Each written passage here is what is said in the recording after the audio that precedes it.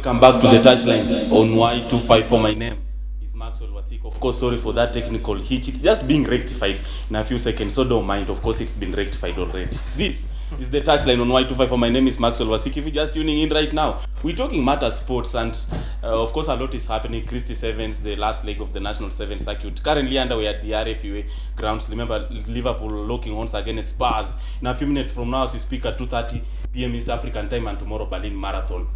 An eventful weekend sports-wise, and 4x4 happening at the Champagne Park in Kipetro. Our very own Osoro Robert is standing by. He's pitching camp. He's been pitching camp since morning, and he's going to be bringing us live updates with regards to what is happening. But of course, we're going to talk about international football. It's the Fanzone. Of course, Joe Saina is here, and last weekend he's telling me that he was in Narok doing much of farming.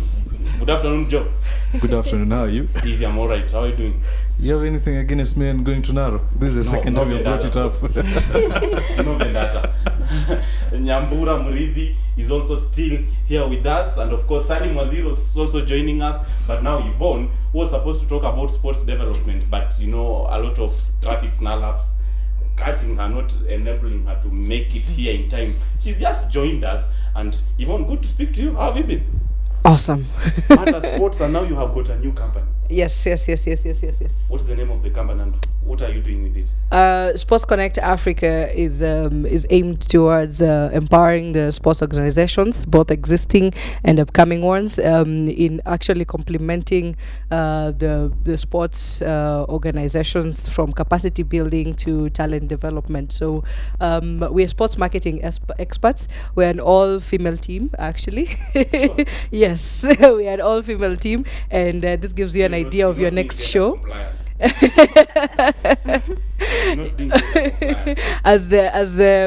see, the sports industry in Kenya right now is dominated by men in all aspects of administration. So we just want to put that female touch. We want to complement what they're already doing, and we believe that there's opportunity and a need for it at this particular moment. So yeah, we're just joining them because it's already male dominated. So we don't necessarily have to have full-time male employees to balance the gender. They're already existing within these organizations. I've seen you way back in rugby when you were at the Kenya Rugby Union. You've risen through the ranks, getting into one of the leading mobile platforms, now getting where you are right now. What has been the secret behind this blistering show in an area that is less crowded by women?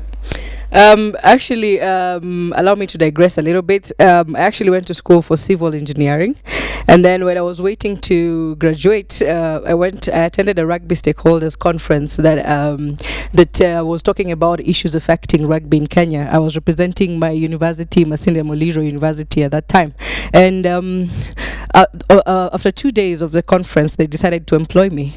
So I told my mom, you know what, because I come from Kakamega, and I was like, yo mom, I think I have a job interview on Monday, so I won't be coming. I was coming to play in the women's Premier League, basketball Premier League. I was playing with Western Delights at that time. So I get in to Kenya Rugby Union on Monday, and the CEO at that time tells me, you'd make a very good marketer. So I was like, oh yeah, sure. Richard Branson says that when you're given opportunity, you take it first, even if you can't do it, and then you learn how to do it on the job. So I literally, the first thing I got my laptop at Kenya Rugby Union was to Google what is marketing, and I actually ended up going to school for that. So my passion for the business of sport was developed at the Kenya Rugby Union, and I was part of the team that was responsible for the biggest Safari Sevens event that we've ever had, the 2013 Safari Sevens in Kasarani. It was full, but the biggest win there was that in that particular year, the Kenya Rugby Union was able to actually surpass its commercial targets, and I was directly in charge of commercial at that point, and we were able to work with very nice people and companies to achieve that target. So that's where the story basically began on the business of sport, and I've been doing it. I did it at the Kenya Rugby Union, then handling the sponsorship strategy of Sport Pesa, and then now I'm actually I want to play a bigger role in actually helping out there, because there's a lot of issues, there are a lot of boxes to be ticked before we get to the professionalism level that we want. Wow. If If you are a lady outside there and you've been skeptical about joining the sport despite much love and enthusiasm for the field, you can also defy all odds and get successful in this arena. You see, I'm a journalist, but I can also become an actuarist despite not having pursued just the same way she's a marketer and she did civil engineering. How about that? But now we're going to speak about football. Of course, we're going to come back to her later on. Joe, a lot is happening. Of course, Liverpool against Spurs, Dele Alli, and the goalkeeper Hugo Lloris ruled out. Our very own Victor Wanyama unlikely to feature. What are your expectations going into that tie, technically? Well, technically, Mauricio is looking at a more counter-attack football. Without Dele Alli, you need someone creative. Luckily for him, Song is back. So I'm anticipating a front three of Song on the left, Hurricane up forward, and Eriksen. Why those three? So that they can supplement what Dele Alli has been doing. And then you're looking at a midfield of four, inclusive of the fullbacks. You're having Trippier, you're having Dyer, you're having what's his name again? You're having Rose on the other side, and then in the middle you're having Dembele. So that again creates a buffer. Why? Because you need to buffer against someone like Milner, someone like Keita on the other side of Liverpool. Then a back three. Why did he go with a back three? Because he believes in the pace of Vertonghen, Sanchez, and Toby Alderweireld. Unfortunately for the goalkeeping, Michel Vaughan is coming in. He's not the same quality as Hugo Lloris, so it's going to be a problem. So the way I look at it strategically, it will be more of them playing to their advantage being at Wembley, but more importantly, them playing on a quick counter-attack to at least offset the first few goals that might come from Liverpool, because Liverpool are going to score, no doubt about it, with that attacking phase that they have. Again, look at their first 11. They haven't changed the first 11. They will also look at the mistakes that Tottenham made during when they played Watford, and they will counter on those mistakes. This game is, of course, is kicking off in 2 minutes time, and Nyambura Muridi, Liverpool are playing French moneybags Paris Saint-Germain during the group stage of UEFA Champions League, which is kicking off next week. Do you think this will be a proper build-up ahead of the clash against a team that has dominated in matters of French football? Yes, of course, this is a great preparation for Liverpool. And just looking at Liverpool, they're the better team than Tottenham. Spurs, they're the favourites. Yeah, they're the favourites. And then I'm looking at Liverpool's attack: Firmino, Mane, and Salah. So I'm looking at that attack. Attack wins few games, but I'm looking at Tottenham's midfield, as the way Joe said. Looking at Dembele, he's a very good player. He calms down the midfield. So technically, I see Liverpool winning this game, and this is a great test for them. If they're thinking of winning the title, this is the test today. So yeah. Disclaimer for those people so passionate about placing bets. Of course, it doesn't necessarily reflect the outcome of the station, but their individual predictions. So if you're placing a bet and it goes haywire, don't pile much blame on myself and the station. Salim, good to have you. And what are you looking forward to?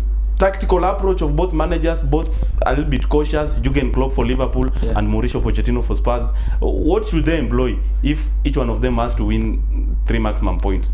First and foremost, Max, as one great commentator says, Peter Jury, you cannot ask for more on a Saturday afternoon, because you're going to sit back, take a cold drink, and see attacking football at its very, very best. So today it will be a matter of also their mind games that will come into play, because both sides are very quality players. That is not even in doubt.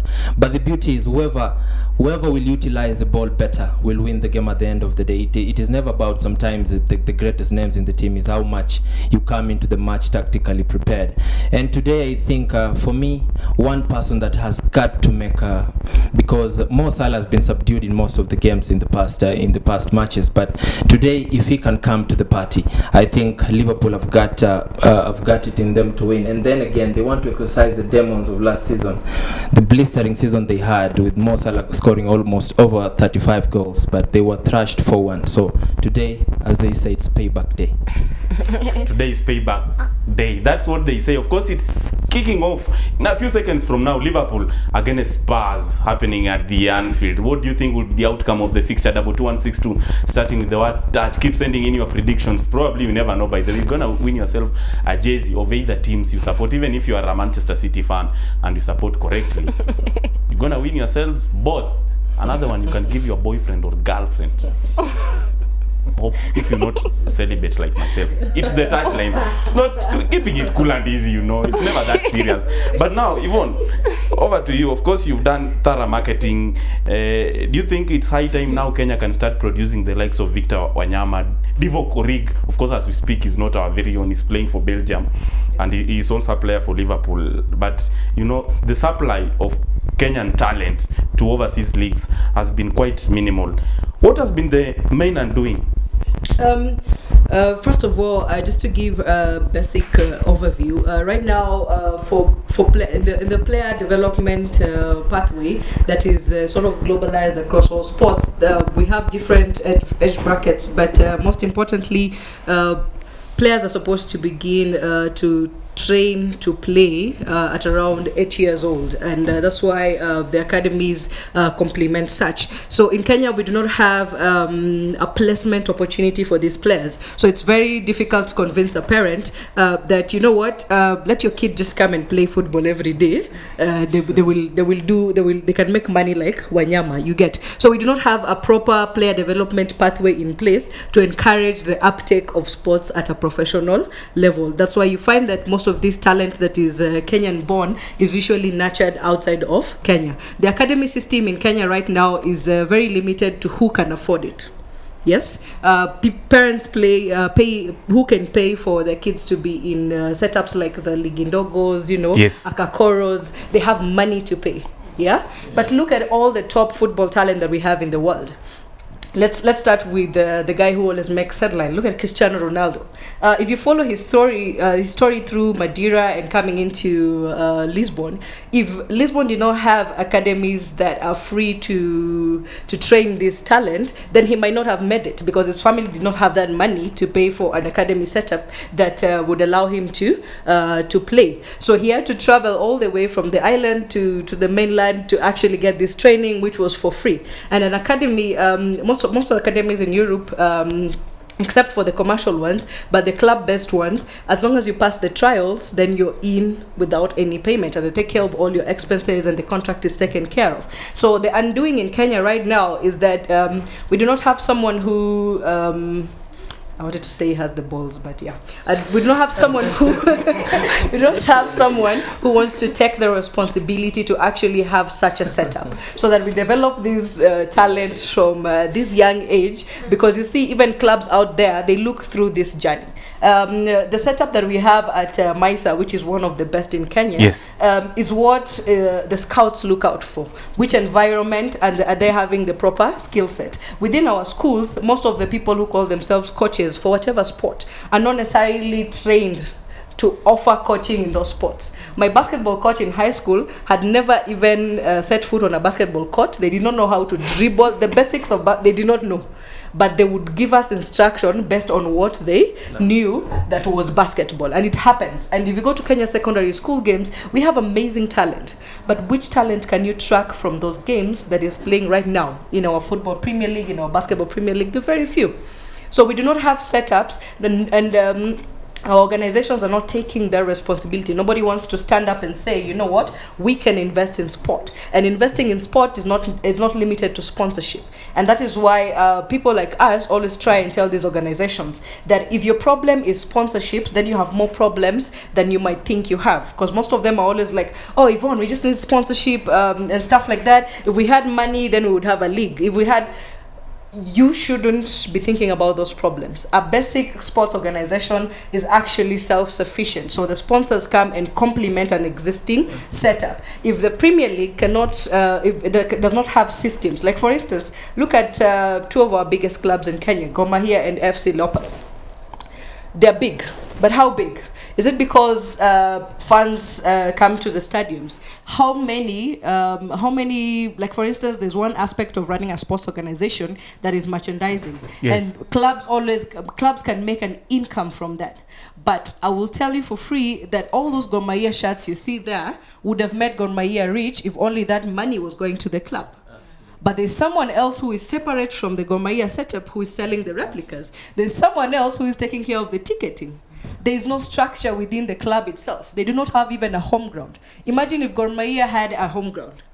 I would literally pay to go and watch their training. Wow, much details. I want to know what they are doing. You know, I can't even come through if I live to Tuisenge. There's no way of me interacting with Tuisenge. All those Gor fans who go to the clubs, they want to experience the club.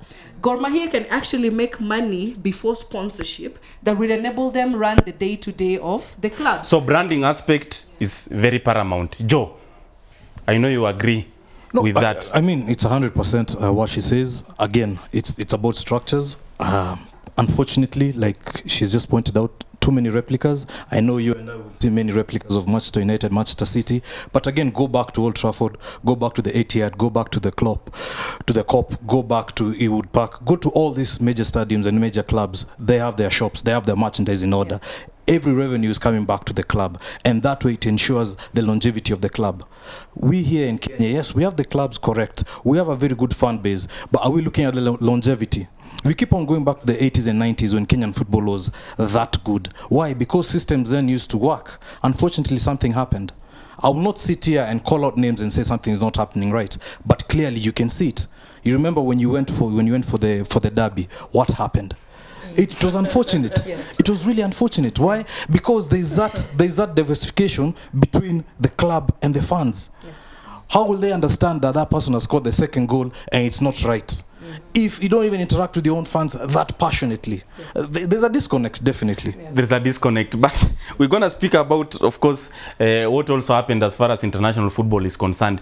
Jose Mourinho sentiments during press conferences on Marcus Rashford, saying that, giving even plenty of statistics on the number of minutes, seconds, hours Marcus Rashford has featured for Man United, contrary to young players of his age like Loftus-Cheek and even Dominic Solanke, who he says they are featured dismally for their respective teams.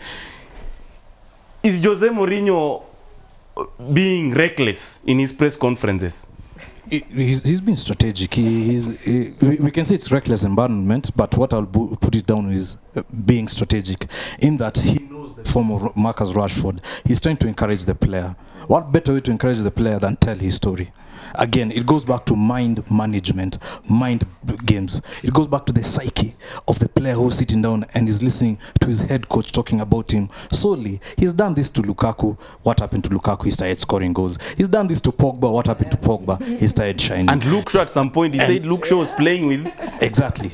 Okay, but now the problem is not all players will react that way. You try this with someone like Antonio Valencia, he'll be like, I've been in this club for the last 12 to 15 years. You cannot talk to me like that. You can't talk about my accomplishments or my dismays like that. So he has to pick on the right people to try and encourage them. That being said, is it the best approach? Zidane has done it with Cristiano Ronaldo.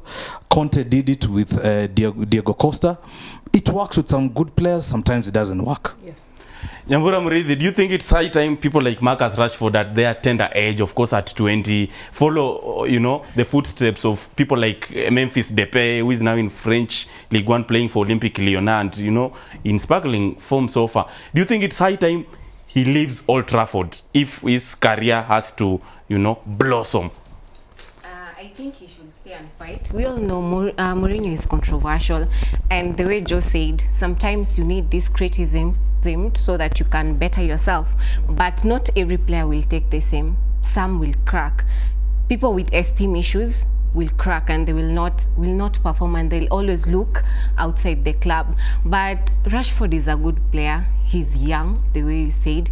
He's got more years in front of him, so if he's not happy, he can go, but I think he should just stay and fight. He has good players around him in Manchester United.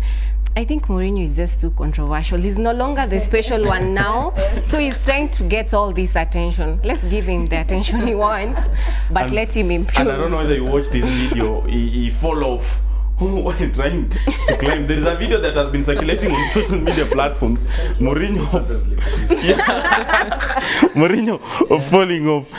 Is Mourinho outdated in terms of his techniques, approach, skills, and mental capability? I'm not speaking this as a Man U fan because I'm not one. I'm a Man City fan, but I think he's one of the best in the game. And as Joe says, if you want to win games, you have to hire Mourinho. He's a master of winning games. But then again, as Joe again says, he knows how to pick his battles because he knows in Rashford, this is a young man. He has years to learn, but he can't pick such a battle with someone like Antonio Valencia. So, or maybe David De Gea. Absolutely, yeah. People have been there in the game for quite a long while. But as for me, regardless of how Rashford takes the sentiments, I think the boy is a quality player. And if I'm asked again, in my opinion, I think he should be drafted into that first 11. Sure. Yeah, absolutely. Yvonne, do you have something to say about what Mourinho is doing at Old Trafford and his recklessness? Yes. Is it the best? It's not necessarily the best, but it's an aspect of leadership within sport that has to be complemented. I'd like to take you all back to the greatest football manager of all time. Okay, we've not seen another one like Sir Alex Ferguson. You have to remember that when he was coming from his Scottish background, Yes. you can remember that he had tantrums bigger than Jose Mourinho's. Yeah, he banned the media for asking him why Giggs is not in his squad. You remember? Yes. So you have to be assertive. You have And to he stand fired up. Teddy Sheringham at petrol station. Exactly. You get. So these are things that every leader has to take advantage of. And in sports leadership, it's not different from any other form of leadership. When it goes right, it's your fault. When it goes wrong, it's your fault. So he's actually standing and reminding you who's in charge right now. And I think that media has a way of playing around issues, and I guess we're talking about Rashford because of how the media picked from his response. If you watch the entire thing, it's not a matter of he does not respect Rashford, because all this came about from how Southgate actually commented on Rashford being better than the Cristiano at 20 years old. The same thing. It all came about from a reaction from the England coach's remarks. And Mourinho, as he said, that he's a winner. He's a winner. He does not. He doesn't want to go wrong about it. Right now we are dealing with a Mourinho who is desperate for that win. Mourinho, who is desperate for that win. And of course, they are also in action this particular evening. Of course, Spurs against Liverpool, it's currently on 12th minute still. Scoreless. Joe, we're going to speak about another headline. The former World Football of the Year, big man, and now Liberian president, George Weah Opong. He featured for 79 minutes during their defeat against the Super Eagles of Nigeria, 2-1. And I think according to FIFA, he's the first man at that age of around 50, 51, featuring in a game that was massively watched by fans globally. What do you make of that development? I mean, it goes to the recognition of his physical attributes in terms of how you keep yourself fit as a footballer professionally, and even after retirement, that you can still come in and, you know, add value to the team. We've seen it with the likes of Ryan Giggs, we've seen it with the likes of Francesco Totti, and I think for George Weah it was actually quite good. I mean, you'd look at some players at his age. You know, I'll talk about Maradona, but he's lost it. I'll talk about Franz Beckenbauer. I'll talk about People like Jürgen Klinsmann. Jürgen Klinsmann can still come back and play a game. But again, it goes back to your discipline on how physically fit you want to remain as a footballer, even when retired, and still be in the profession. And for him, it's brilliant. I mean, this is what a leader is supposed to do. Either way, just show the young people that you can make it, you can still do it, even with whatever, whether you're old, whether you're young, whether you're broke, whether you're rich, you can still do it. So if I can do it at 51, 52, be it maybe I boast my way because I'm a president, be it baby, but you see, it again, it's an encouragement to the country. It's an encouragement to the country. I mean, we also get encouraged by Bunge FC. Don't get us wrong. It's just that obviously, you know, making headlines. And now he's hinted, he's already told the Federation of Liberia that now players have to go to Brazil, 5-time World Cup champions, and learn the techniques. Do you think it's proper? It's proper, or maybe ought to have introduced something like structures, tell the federation to lay in place structures? No, first benchmarking, of all, like yes. what our MPs did. Well, I think the better option would be first set up the structure. Secondly, go to Brazil, go to these clubs, the Flamengos, the Botfogos, all these other clubs, get their scouts, let them come back to Liberia, okay? Let them sit down, the attacking coaches, the defensive coaches, let them sit down with the current coaches and work out on a system of how to take Liberian football forward. Again, the idea of it's more of exporting your players again to another place. It's not the best. Get those coaches, bring them in.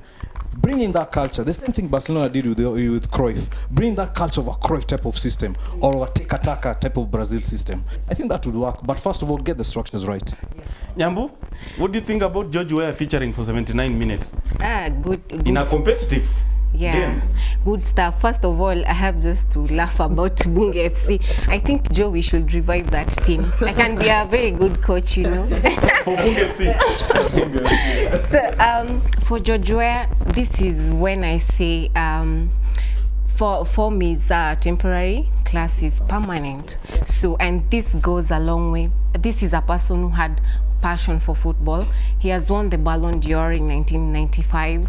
So this is a person who is disciplined. A good sports person is disciplined, and to get a person at 51 playing and in a competitive game, that is just out of this world. His presidency, do you think it will revive the dwindling standards of Liberian football? Because the country was on the verge of qualifying to 2002 World Cup, but just missed by a whisker. Do you think Nigeria will now be a heavyweight and powerhouse as far as African football is concerned, courtesy of his presidency? Definitely, because if you get a person who is so passionate about this game, then definitely there will be a room for improvement. I'm looking forward to a Liberia that will be good in football. So George Weah being a person who is experienced, so much experience, you know, some of these things in some countries, it's so much politics are so much interfered with the sports. Yes, he's a president, he's in politics, but let's look at him in a different way. A former footballer, a president. Liberia are good to go right now. So I'm looking forward to a Liberia who is going to qualify. Yeah. You reading from the same scripts with them? Yeah, absolutely. And first and foremost, Max, before I continue, there's a friend of mine who, when I ask him, why don't you take part in any sport, he tells me he's very busy. No one is busier than a president. And he went and played a football game. Sure. So then again, when you see the stats of that international friendly, it was the highest. It witnessed the highest capacity in Liberian football. Grandmothers went to the football field to watch the match. It shows you what it means to the nation as a whole.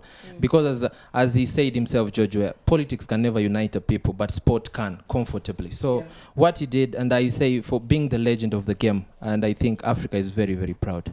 Africa is very proud. Yvonne, you've been in sports and not in football per se, in various sporting disciplines. Is it high time now Kenya also can have leaders, you know, who can do the same? Because as we speak right now, several members of parliament were in Russia for a benchmarking mission in quotes, but they couldn't make it to Kasarani to watch Kenya take on Ghana.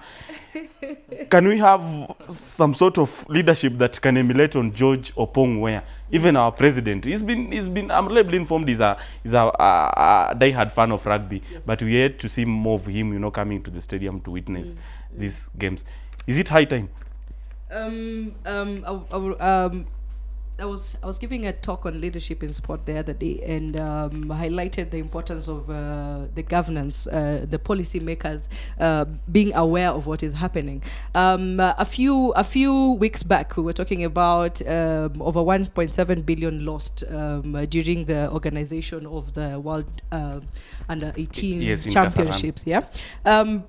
I always like making reference to something. When you give a farmer 100 million and tell them to invest in sports, they're going to buy their farm tools first. They're going to get fertilizer for their land. They're going to buy seed for the crop first before they come to the sporting element. There's a very dire need of knowledge within the area specificness of sport first within our leadership. What sets George Weah apart is that he knows. He's been in the system. He knows. So even for him to put together the structures in Liberia, it will be a bit easier. It will be from a point of information. Even when he's putting together a team, it will be from a point of information. Yes. Yes. What happens in our country? First of all, our leaders are politically appointed. Oh, I owe Maxwell a favor. Let me give him a docket. You get. So you find that even from policy making level, it becomes a little bit difficult to implement anything because we go and copy paste. The way our MPs copy pasted the report from the World Cup is the same thing. Our ministry is going to copy paste a strategy, and you find even within our sporting organizations, we copy paste strategies. You get Kenya Rugby Union, FKF. They will give you very nice plans, but they are not made for Kenya. They do not address the Kenyan challenges. So there is need for our leaders, even if they have already achieved those positions, let them take the next step towards at least learning what it means to put in place these structures. So when you come here and the county government is putting together a sports committee, and you look at that sports committee and you ask yourself, okay, which industry are we looking to deal with? You know, it's a good initiative, yes, but try and get that extra edge. We don't necessarily have to have committees all the time. Build that capacity first, then implement and put the structures. Because if your structures are good and the people using the structures are not knowledgeable enough, then it will just be the story of giving a farmer money for a competition. If you look at the expenditures that were in question during the scandal, none of them had to do with sports activities. Yes. There's no money that was going and saying that, you know what, Athletics Kenya is going to, it took this for development. You get, you know, even that one, you can sit back and be like, hey, maybe these people have problems that needed to be solved. You know, at least you give it a second thought. But when you look at that report, you feel ashamed. Because unfortunately, without structures, it also means we cannot put these people to question. When you're doing something, somebody will tell you, I made the decision that I saw best suited the situation. Wow. This is a show that you can't miss every Saturday. Of course, we're talking matters, sports development, sporting disciplines, what is happening, and you can also tell us what is happening in your neighborhood via 22162. Anything sporty that is happening, even if kids are playing at the nearby showground, you see, they might be the next Victor Wanyama or McDonald Marigo or Dennis the Menace, or yet you never know, you don't rule them out. But finally, Joe, Champions League is coming up next week. Group matches, a lot of fixtures on card. What are you looking forward to? Which match will you be watching? Of course, plenty of them. On Tuesday, Barcelona is playing PSV Eindhoven, Liverpool is playing Paris Saint-Germain, and Inter Milan is playing Tottenham, amongst 8 fixtures on card that night. Just a few of them. I think the last two really strike a chord. Inter Milan versus Tottenham. Yes. Because again, a lot is going to be, you know, the weight of those two games are actually happening right now as we speak. Because if Liverpool get a win today, that means when they're going to PSG, they'll have all, you know, the psyche behind them, the fan base behind them. If Tottenham win today, Inter Milan are in trouble. You see, so those two games are really critical to the game that is running actually right now, and I think for me that will be the highlight of the Champions League this week. That being said, also this whole idea of having a third tier European championship, from either the Champions League to the Europa League to the third tier, I would support it because the likes of Malmo, Karabakh, Ghent, these small teams in Europe, okay, once they're eliminated from Europe, either Europa or Champions League, what's next for them? And that's why the UEFA Euro nations is working so well. You have tier 1, tier 2, tier 3, so that every team at least is competing. I think it would be a good move. It's a good move. And even introduction of UEFA Nations League, we saw several friendlies during the week. And what's this? Is it a duplicate of just mere friendlies we've witnessed? Well, it takes away the idea of it being a friendly and brings in the idea of it being a competition. Yes. You're looking towards either the Euro 2020, you're looking towards World Cup again, you're looking at those qualifications instead of them just being merely a friendly. You see, the scoreline between Spain and Croatia, 6-0. Be it was a league. Again, if it was a friendly, you wouldn't take it seriously. But now, because it's a league actually, and it's a competition, the Croatian Football Club or the Croatian Football Association will be wondering, hey, what's happening to us? Yes. Yvonne, you have something to respond?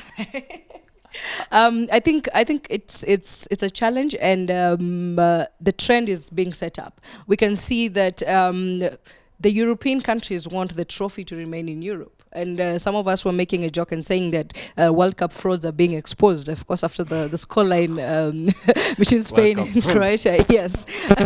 and there was argument within the football circles that they beat a little bit more than they can chew within the World Cup. And that's what, from a commercial point, as a sports marketer, UEFA is actually going to triple its income from creating competitions like this. They know that they want the home of football to remain in Europe. So they're creating properties where partners are going to put in more money to get visibility. Only the amount they got from media covering the UEFA Nations League is ridiculous. You know, and it's going to be more watched, and European leagues consistently are going to benefit from the same. We've been talking about the impact of government onto sports. If you look at all these European leagues, they make more money than their own FAs, than their own football organizations. You know, the government's involvement is very minimal. It was a bunch of guys who decided, you know what, let's do this. They put in place structures, and right now, of course, the FIFA president is trying to put a cap on the transfer market and the involvement of agents. But it's because the European nations decided this is how we are going to do business. They put value into their products first. They don't go crying for sponsors. They put value, then the sponsors come. It did not take 2 months after the announcement of the intention to bring the UEFA Nations League for sponsors to come in. Even the second tier competition of the club organization, it didn't take so long before they achieved their commercial targets by the time of launching this. Create the product first, and Africa needs to learn from this. Create the product and assure me as a partner that the football is going to go on, either way, whether I'm in there or not. Then I will know you guys are very serious. So somebody has to take that responsibility and say, you know what, we are in this to win it. And if you look the complaints, the nations that are going to suffer the most, of course, are the Americas and our Brazils. You know, they've always been dominating in this. And they're suffering because European countries are playing European countries. So they're not going to get quality competition, you get. And it's the same thing that also happens. Allow me to digress and make a little bit reference to rugby. We have Northern Hemisphere competition and Southern Hemisphere competition. Who dominates the rugby side? Right now, there's a key balance between the Northern Hemisphere and the Southern Hemisphere. They've integrated, and all the time these competitions come in place. If you watch those games, most of the time the stadiums are half full. Yes or no? But they keep continuing. Look at us. A competition does not receive, there's no fans, we kill the competition. We have a Kenya Premier League which does not have a developmental side. Are you guys worried as I am? And yet, it doesn't have a broadcast. Yes, but what am I broadcasting? You get, if I cannot track Wanyama from the first time he held a ball, I have no story to tell even as a journalist. True. You get, if you look at the programs generated from the content generated from just coverage of these leagues, it's much more than what happens on the field. We all know, we can tell you about the gossip within the European circles because there's availability of that information. There's a media day for every club, for every team, there's a fans day. There's a lot to actually tell the story on. It's about value for your money. Nyambura, is it that time now Confederation of African Football now emulate on what European body UEFA is doing to come up with something of that kind as well? Yeah, like Yvonne said, yes, it's about time to do that. But the question is, how much is Africa willing to invest in it? Because these European nations, even the media houses or the broadcasters, they put a lot of money into it. What about Africa? Are they willing to do the same? So it's about us looking into it and seeing how much money are we willing to spend on it. So for the Europeans, they're already established. They don't have any problem with investing money because they know at the end of the day they'll get money back. But what about us Africans? If we look even at Kenya, the way she's saying, we play to empty stadiums. You cannot even track a very good footballer playing in the Premier League, how he started. No information, like gossips, nothing of the sort, nothing to keep you yearning for more information. So it's just about Africa. Max, what I can say, it's all about structures, because if the structures are right, the benefits are massive. And we a clear example, we can talk about San Marino. They are getting whatever they're getting from the UEFA Nations League, they're using it to pay their big debt that they owe China. So they used to be walloped before, being crushed 6-0. Yeah, absolutely. But just taking part in the UEFA Nations League is quite something. And as Yvonne says, it's about having the right people, just a bunch of people who have the great idea, or that great idea, or the greater good for the entire European let's say segment as a whole. So for me, it is never about anything else. It will always boil down to the right structures, and if they are there, then the rest is easy. As far as Champions League football kicking off next week, which game are you looking forward to? As Joe said, the game that is going on now will determine a lot about the next week UEFA Champions League games. Because if Tottenham wins or loses, the Inter Milan are in real trouble. So, and again, if Liverpool go on to lose today, it's the same. It's more or less the same thing. So PSG will also get the best attacking side on that day. So, and already PSG has won. Yeah, absolutely. They won last night, so they have the upper hand. Yeah, we just have to wait to see how Inter Milan will perform this weekend. But as PSG dominated, this scenario or tendency of one team dominating a tier of a country's league. You see, like French moneybags, Paris Saint-Germain, alongside Lyon, which are giving them a little bit of less competition. Is PSG too domineering as far as French football is concerned? And do you think that can go a long way in watering down the growth of football in France? Well, it's dominating because of, again, financial powers. Okay, and this is what UEFA has been sitting down and saying: a financial cap on your transfers, a financial cap on even the shares, all these things. Because again, you cannot compare Metz to PSG. You cannot compare FC Nets to PSG. Again, it's a financial backing. So what the federation would do essentially is, again, follow up on these ideas of capping down the cash from agents, capping down the cash from all these things. Even the merchandise. When the merchandise is being sold, okay, don't have someone who's having a certain share in one T-shirt that is being sold. Let everything come back to the club. That's what happened in Italy, in Sampdoria, the Sampdoria Football Club. There was a guy who was owning, I think, was it 2% of every T-shirt being sold? Again, look at all that money. What happened to Sampdoria? It went down. So in the same instance, it's all about capping down the financial aspect and also going back to your academies and promoting some of these youth players. Again, to go back to Marcus Rashford and any other club that has young players, players now are ridiculously expensive. Okay, you need to go back to your academies and develop these players. Come back and come with a golden age. The one from Manchester United, the one from AS Roma, the ones from AC Milan. Come back with that golden age. Because if we go on like this, Maxwell, we'll reach a point whereby if you cannot buy Neymar, you can't win a game. And that's not necessarily true. Polished and finished product. We have to wind up. Of course, my crew is telling me that time is not on our side, of course, due to public demand, though they wish the show gets extended, but they're saying, hell no.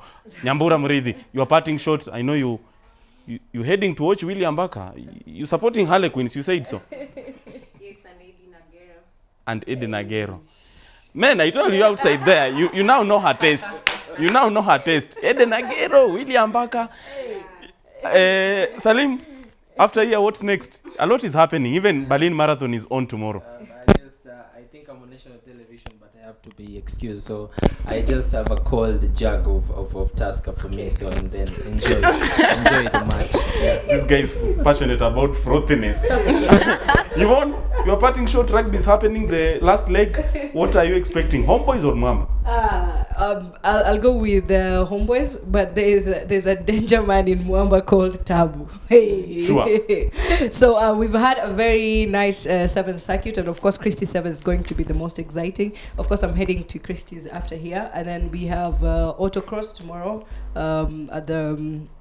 at the park at Jamhuri Park, and then we have the finals of Christie's. So it's a lot of rugby and autocross for me, and I hope everyone enjoys. Ngong Road is a place to be. Christie Sevens, then autocross at Jamhuri Park. Of course, Christie Sevens is the last leg of National 7 Circuit happening currently underway at the RFUA grounds. 2-day championship, of course, with Homeboys RFC and Mwamba are looking forward to lock horns against each other to see which will take the overall title. Homeboys just need to get to semis and it will be theirs, while Mwamba, who last won it in 2011, praying that Homeboys doesn't get to the quarters and they win this leg. A lot of arithmetics. It's been real having you on board every Saturday, 1 to 3. Remember, our mother channel, KBC, will be bringing you live action of Kenya Premier League. It's a formality fixture, though. Gor Mahia has already won it. FC Leopards playing against Posta Rangers at Kenyatta Stadium in Machakos County. 4 p.m. kickoff. Always real having you on board. Keep it sporty, enjoy, and have a great weekend.